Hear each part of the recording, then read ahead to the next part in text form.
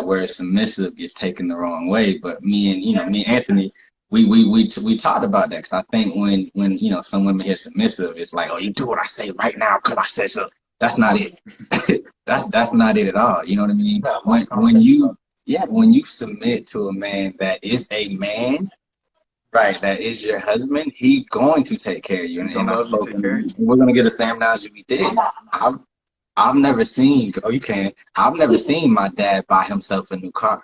He bought a new car that went to my mom, and he took the old car. My brother bought a new car that went to his wife, and he took the old car.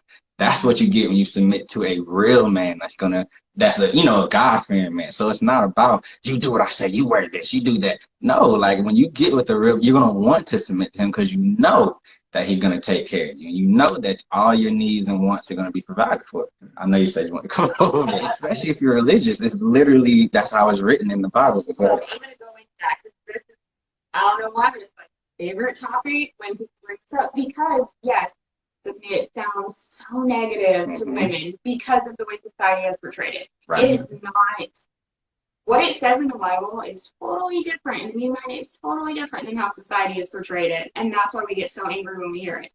But if you understand the Bible and like when it was written, the time period that it was written, you got to understand women were treated as property back then, and were not regarded as wives are supposed to be now. So you have your Old Testament where it talks about wives and husbands. Then you have the New Testament, and they all have to go together. You can't have one without the other. I could get into that later. But when he said submit to your husbands, you're, like Trey said, you're going to want to do that. When you get married to somebody who is a godly man and you have that connection, it's not submit like what society says. What's up, Marley? Are you going to submit to your daddy? I was like, what is that? Stubborn. But you'll want to do those things. So it's not like, okay, I told you to wear this, so you're wearing that. Right. It's not that kind of submission. Right. I told you when they say submitting, and you got to look into it for the whole context. So it's not just wives submit to your husband. Husbands are called to love their wives as they love the church. Right. So it's going to go both ways. Right. Basically, you need to outserve each other. Mm. That's real. That's the whole gist of it, I think. At that time, wives being submissive to their husbands, it was a different time period. You've just got to, if you go in and just read the Bible, find that part in Scripture, because I'm going to be honest, I can't even think straight tonight about where it is in the Bible. But I do know the meaning at that time was different. And it did probably come as a shock to the people then, just like it is now, except that now society has portrayed it totally different. It's not what you think it is. It's really not. So if I submit to him, okay, he's come home from work. It's been a really long day. Oh, is dinner ready? Or do you mind bringing me a plate?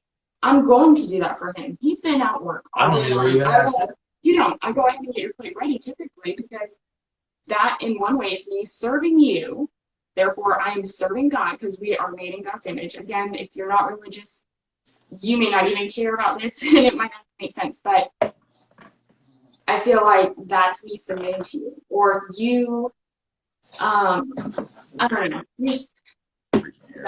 But even if we don't go in the biblical text, like you just said, there's nothing wrong with, okay, you had a long day at work. Here you go, babe. Yeah. Here's your plate. Here's your this. Because I've heard that being an issue. I'm not doing that. I'm not.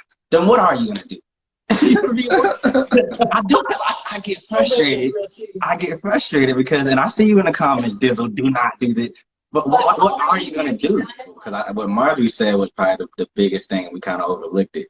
She said a lot of it, Marjorie. She said it's about humility and humbling yourself. You can't be prideful in a relationship, and that's a fact.